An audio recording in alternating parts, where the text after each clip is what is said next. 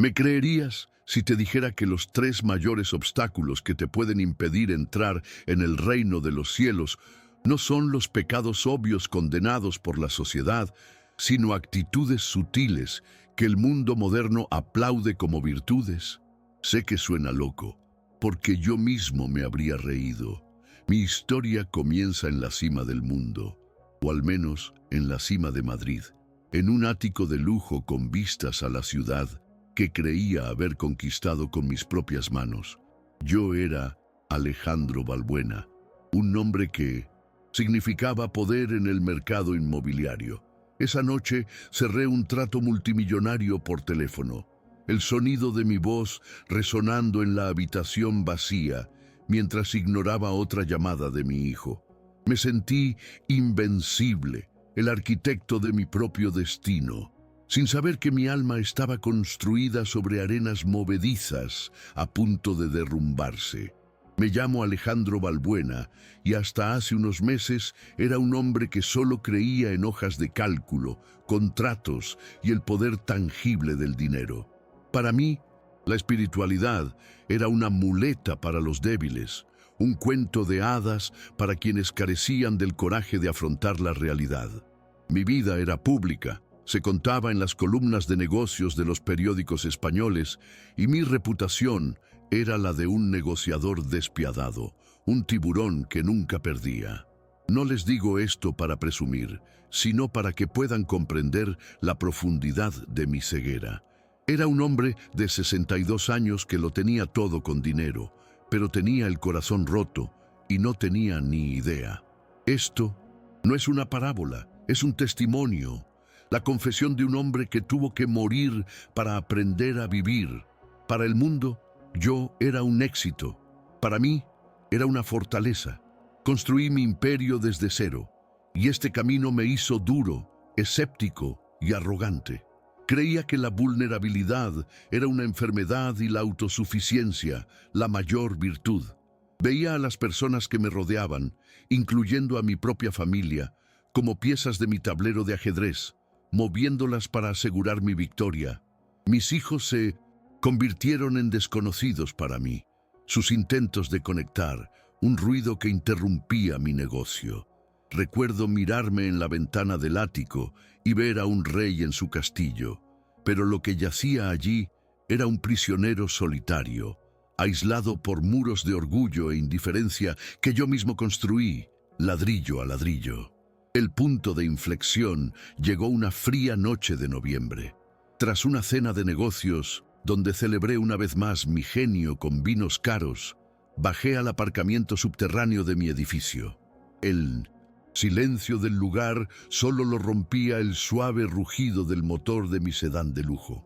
Fue allí, solo, en ese mausoleo de hormigón, donde el universo decidió recogerme. Un dolor agudo, como una lanza de fuego, me atravesó el pecho. El aire se negaba a entrar en mis pulmones y un pánico gélido me invadió. Por primera vez en mi vida me sentía impotente. Mis manos, que habían firmado contratos millonarios, ahora temblaban inútilmente sobre el volante.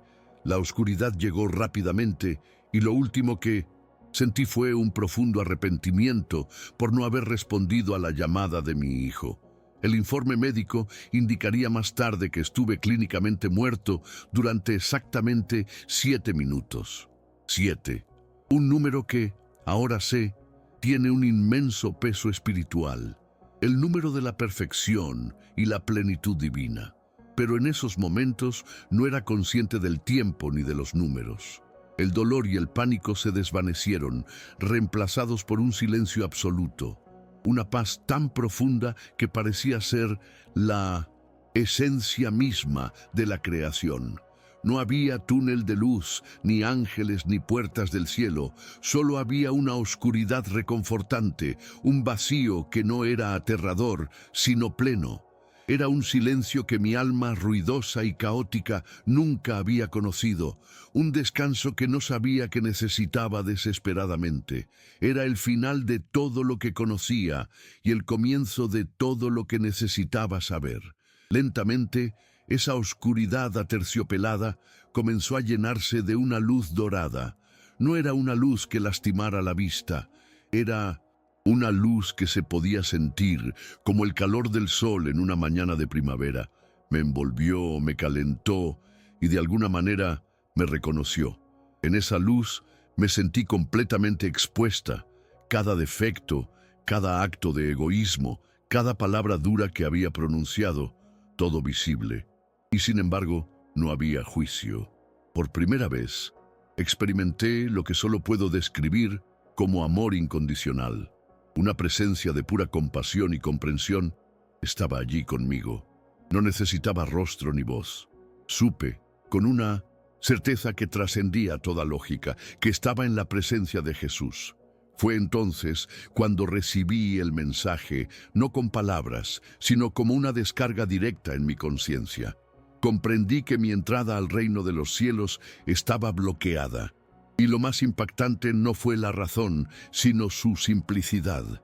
No se debía a mi riqueza ni a los tratos agresivos que había hecho. Había 3 bloqueos, 3 cadenas que había forjado y encadenado a mi alma. El primero era el orgullo de la autosuficiencia, la arrogante creencia de ser el único dueño de mi universo. El segundo era la indiferencia organizada, la decisión fría y deliberada de ignorar el sufrimiento ajeno en nombre de mis propios objetivos. Y el tercero era el amor al dinero por encima de las almas, la idolatría del poder que el dinero me otorgaba, poniéndolo por encima de Dios y de mi propia familia. El impacto de esa revelación fue como un rayo que destrozó la fortaleza de orgullo que había construido durante 62 años. Al abrir los ojos, la luz dorada había sido reemplazada por la luz fría y estéril de una UCI. El silencio apacible dio paso al pitido rítmico de las máquinas que me mantenían con vida. Había vuelto, pero ya no era el mismo. La arrogancia se había disipado, reemplazada por una humildad abrumadora y una urgencia que me quemaba el pecho. Mi primer acto, para sorpresa de los médicos y mi familia, fue pedir ver a mis hijos. Y cuando llegaron, las primeras palabras que salieron de mi boca, entre lágrimas, fueron: «Perdóname. Si estás escuchando esto, es porque este mensaje también es para ti. Suscríbete a este canal, porque lo que aprendí en esos 7 minutos podría ser la clave de tu eternidad». Es crucial que comprendas la naturaleza de este mensaje. Lo comparto no como un hombre perfecto, sino como alguien cuya alma fue despojada y analizada por la misma fuente de la verdad. Lo que sentí no fue la ira de un juez, sino la tristeza de un padre que perdió a su hijo. Esta es la parte analítica que necesitaba comprender. Los bloqueos en mi alma no eran crímenes contra la humanidad, sino crímenes contra mi propia naturaleza, creados para depender de Dios, sentir compasión y amar a las personas más que a las cosas. Mi testimonio es emotivo. Sí, pues cómo no ser las lágrimas de un hombre que se sintió condenado y al mismo tiempo amado incondicionalmente. Pero también es un diagnóstico preciso de una enfermedad espiritual que azota nuestro mundo, disfrazada de ambición, pragmatismo y éxito. Para que sientas lo que yo sentí, debo usar palabras sencillas, pues la verdad que encontré carecía de cualquier complejidad. Imagina el olor a cuero nuevo y madera fina dentro de mi auto de lujo. Para mí, ese era el aroma del éxito. Ese día se convirtió en el olor de un ataúd. Intenta sentir el peso de un reloj de oro en tu muñeca. Lo llevaba como una armadura, un símbolo de mi poder. Hoy solo siento el frío del metal, un recordatorio de la frialdad de mi corazón. La luz dorada que me envolvía no tenía olor, ni sonido, ni peso. Era la ausencia de todo lo terrenal y la presencia de todo lo eterno. Era la sensación de finalmente estar en casa, después de toda una vida creyendo que mi hogar era un palacio construido con mis propias manos. El regreso fue un shock brutal, una transición de la paz infinita al dolor abrasador de la realidad. La tensión era palpable en la habitación del hospital. Mis hijos me miraban con una mezcla de alivio y extrañeza. Mis socios, que vinieron a visitarme, susurraban en los pasillos, sin duda cuestionando mi cordura. Hablar de Jesús y de bloqueos espirituales con hombres que solo entendían de intereses y dividendos era como hablar de colores con un ciego. Sentí una inmensa soledad, la tensión de cargar con una verdad que nadie a mi alrededor podía comprender. Pero en medio de este aislamiento floreció una esperanza inquebrantable. La certeza de mi experiencia fue mi roca. Es difícil llevar un mensaje como este solo, y por eso su apoyo, su suscripción a este canal, me da la fuerza para seguir adelante, para que esta revelación llegue a otras almas que la necesitan. Esta experiencia me obligó a plantearme preguntas que había evitado toda mi vida, y ahora te las planteo. ¿Te has parado a pensar si tu independencia es en realidad una declaración de que no necesitas a Dios? ¿Has considerado que, al decir «no tengo tiempo para ayudar», en realidad estás organizando tu indiferencia, planeando tu falta de compasión? ¿Qué es lo primero que piensas al despertar? ¿Las personas que amas o las metas financieras que necesitas alcanzar? Estas no son preguntas para condenarte, sino para liberarte. Son las mismas preguntas que me hicieron en el silencio de esa luz dorada. Y la honestidad al responderlas fue el primer paso para demoler mi prisión interior. La primera revelación, el orgullo de la autosuficiencia, no se me presentó como un concepto abstracto, sino como una serie de escenas vívidas y dolorosas de mi propia vida. Me vi en 1900, mi sala de conferencias, más joven, más despiadado. Me vi humillando a un leal jefe de proyecto, un buen hombre llamado Javier, delante de todo el equipo, simplemente porque su enfoque era más cauteloso que el mío. En esa luz dorada, no sentí el poder que sentí entonces, sentí su dolor. Vi el destello de una lágrima en sus ojos, el temblor en su mano mientras recogía sus papeles. En ese momento, comprendí que cada vez que decía, «construí esto yo solo», estaba borrando la contribución, la dignidad y la humanidad de innumerables personas como Javier, que Dios había puesto en mi camino. La escena entonces se disolvió, transportándome a mi biblioteca privada años atrás. Mi hijo, recién graduado de la universidad, me presentó con entusiasmo una propuesta de negocio más sostenible y orientada a la comunidad. Me vi a mí mismo, con una sonrisa condescendiente, descartando sus ideas como idealismo juvenil. Me oí decir palabras que ahora se me quedan grabadas en la memoria. Cuando tengas mi experiencia, entenderás cómo funciona el mundo. Vi cómo la luz en los ojos de mi hijo se apagaba, cómo su pasión se apagaba ante mi arrogancia. En ese instante, la presencia me hizo comprender que no solo estaba rechazando una idea de negocio, estaba aplastando el espíritu de mi propio hijo, enseñándole que el corazón no tenía cabida en el mundo que yo valoraba. Mi orgullo me convirtió en un obstáculo para la misma familia que decía proteger. Esta arrogancia, comprendí entonces, era la argamasa de los muros de mi prisión. Mi lujoso apartamento en lo alto de Madrid, que veía como un trono, era en realidad una torre de marfil, un monumento a mi desconexión con Dios y la humanidad. A los 62 años no había acumulado sabiduría, sino 62 capas de autosuficiencia que me impedían recibir la gracia. El cambio interior comenzó allí, con la dolorosa comprensión de que mi fuerza era mi mayor debilidad. Necesitaba ser reducido a la nada, a un cuerpo sin vida en una camilla, para comprender que la verdadera fuerza no reside en no caer nunca, sino en saber que no nos levantamos solos. Es la mano de Dios la que nos levanta, pero se necesita humildad para sostenerla. El segundo bloqueo, indiferencia organizada, fue aún más sutil y aterrador. La visión me llevó a una calle transitada, Gran Vía. Me encontré caminando a paso rápido, con mi costoso abrigo protegiéndome del frío. Una mujer, visiblemente angustiada, con un niño pequeño en brazos, me extendió la mano. El recuerdo era nítido. Aparté la mirada, agarré mi celular y fingí tener una llamada importante para pasar desapercibida sin tener que reconocer su existencia. Lo que me impactó no fue el acto en sí, sino la completa ausencia de sentimientos. No sentí ira, ni compasión, ni nada. Era un vacío, y la presencia me mostró que ese vacío era un cáncer en mi alma, una decisión deliberada de cerrar los ojos de mi corazón para no ser perturbado. La visión se profundizó, mostrándome una escena aún más condenatoria por su intimidad. Estaba en una cena familiar. Un primo, que atravesaba una terrible crisis financiera tras perder su trabajo, me pidió ayuda con una humildad que lo hirió. Recuerdo cada palabra de mi respuesta.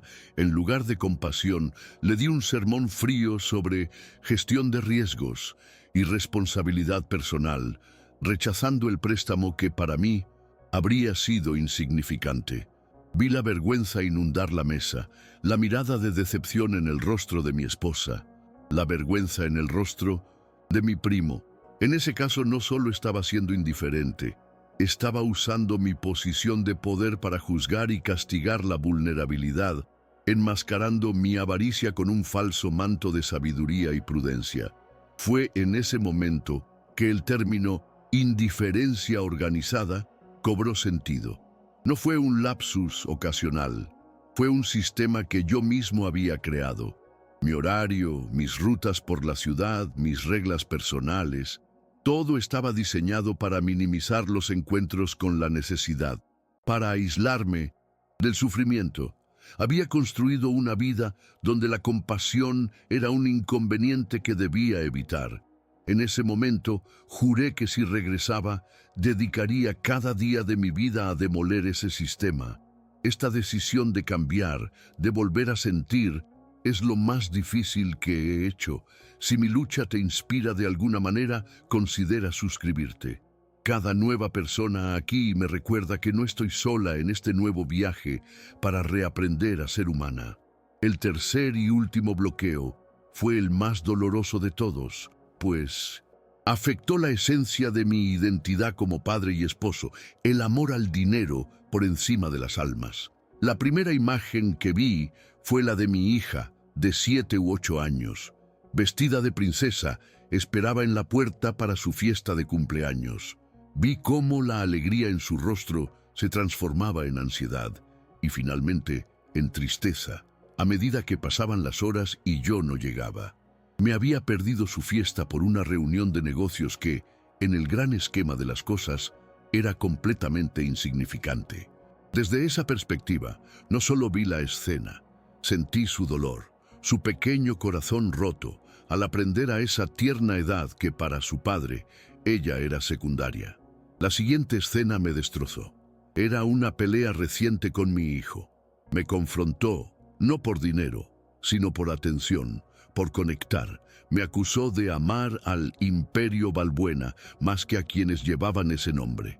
Y vi mi reacción, una furia fría. Me vi amenazándolo económicamente, usando el dinero como arma para exigir respeto y silenciar su dolor. El color dorado, que siempre había asociado con el éxito y la riqueza, ahora revelaba su verdadera naturaleza. Era el color de la idolatría. Había transformado mi dinero en un dios que exigía el sacrificio del amor de mi propia familia en su altar. Exigía lealtad a mi dinero, no a nuestro vínculo de sangre y alma. Finalmente, la suma de todo.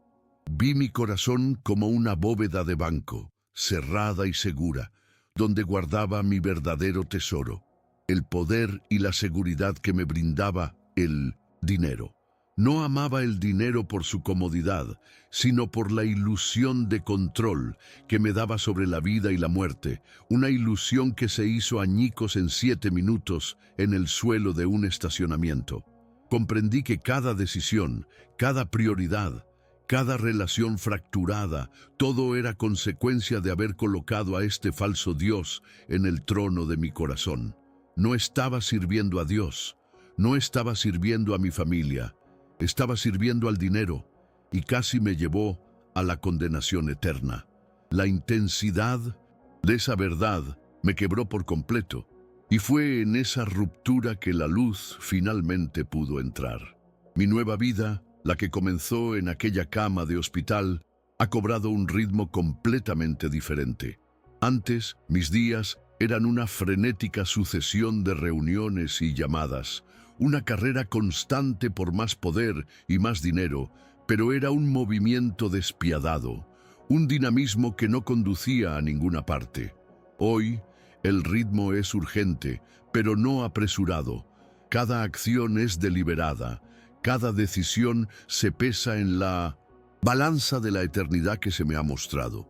No se trata de venderlo todo y vivir como un monje, sino de redirigir el flujo. Los mismos canales que usé para acumular riqueza ahora se utilizan para distribuir ayuda, y esto requiere un dinamismo cuidadoso. Cada detalle importa, porque sé que no solo estoy administrando fondos. Me ocupo de la restauración de vidas, empezando por la mía. La transición de aquel hombre en la azotea al hombre que te habla ahora no fue como pasar página, sino como un río que cambia de cauce. La fuerza de la revelación fue tan abrumadora que el cambio fluyó con naturalidad. El perdón que les pedí a mis hijos en el hospital fue el primer recodo de ese río. Desde allí, la corriente me llevó a buscar a Javier, el empleado al que humillé, y pedirle perdón. Luego, a encontrar a mi primo y ofrecerle la ayuda que le negué. Cada acto de reparación allanó el camino al siguiente. La narrativa de mi vida comenzó a fluir de una manera que tenía sentido, ya no segmentada, en negocios, familia y vida personal, sino como una historia única y cohesiva, cuyo único hilo conductor ahora es servir al propósito que se me reveló. Este ritmo intenso está impulsado por una urgencia que me quema el pecho. He recibido una segunda oportunidad, una claridad que es a la vez una bendición y una pesada carga.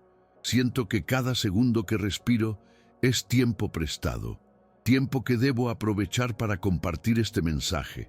No hay lugar para la procrastinación ni para la lentitud de la duda. Saber lo que hay al otro lado, saber con qué facilidad se puede bloquear un alma, me impulsa a actuar. Mi ritmo no es de pánico, sino de propósito. Es el ritmo de un mensajero que se apresura a dar noticias vitales, sabiendo que la vida de muchos puede depender de su rapidez y claridad. Por lo tanto, no sacrifico los detalles, pues es en los pequeños detalles de nuestra vida cotidiana donde se forman estos bloqueos. Todo lo que he compartido hoy con ustedes, cada detalle, desde la vista desde mi ático en Madrid hasta el nombre del hospital, La Paz, que irónicamente significa paz, tiene un único propósito. No es para presumir ni para impactar, sino para profundizar en una verdad que trasciende mi experiencia. Nunca me he desviado de la premisa que me fue revelada en esos 7 minutos, porque es la esencia de mi segunda oportunidad. Mi historia es solo el sobre. La carta que contiene es para ustedes. La opulencia, el infarto, la presencia divina. Todo esto fue el lenguaje que Dios usó para hablarle a un hombre arrogante como yo. Su historia es diferente, pero la verdad es la misma. Los peligros de la autosuficiencia, la indiferencia y la idolatría material son reales y están presentes en nuestras vidas, disfrazados de éxito. Espero que, al escuchar mis palabras, no hayas visto a un magnate, sino a un hombre, un padre, un hijo, un alma perdida y encontrada. Quiero que sientas la importancia personal de este mensaje, pues no se trata de un millonario español, sino del corazón humano. La lucha por cambiar los hábitos de toda una vida es diaria y todavía tropiezo. La arrogancia a veces me susurra al oído, la indiferencia intenta ofrecerme su consuelo adormecedor, pero ahora conozco al enemigo y lucho. Comparto mi debilidad contigo para que encuentres fuerza en la tuya, para que te sientas conectado no a mi antigua riqueza, sino a mi nueva y frágil humanidad, la misma humanidad que todos compartimos ante Dios. Ahora, la pregunta es para ti. ¿En qué confías más? ¿En tu cuenta bancaria o en la providencia divina? ¿Cuándo fue la última vez que te detuviste a ayudar a alguien sin esperar nada a cambio, ni siquiera un gracias? Examina tu corazón ahora mismo. Deja un comentario con valentía sobre cuál de estos 3 bloqueos te resonó más y qué puedes empezar a hacer hoy para cambiarlo. No mañana, sino hoy. Tu alma puede depender de esta decisión. Estoy muy agradecido de que me hayas escuchado hasta el final. Suscribirte a este canal es tu forma de decirme que este mensaje importa y nos ayuda a seguir compartiendo historias que pueden salvar vidas.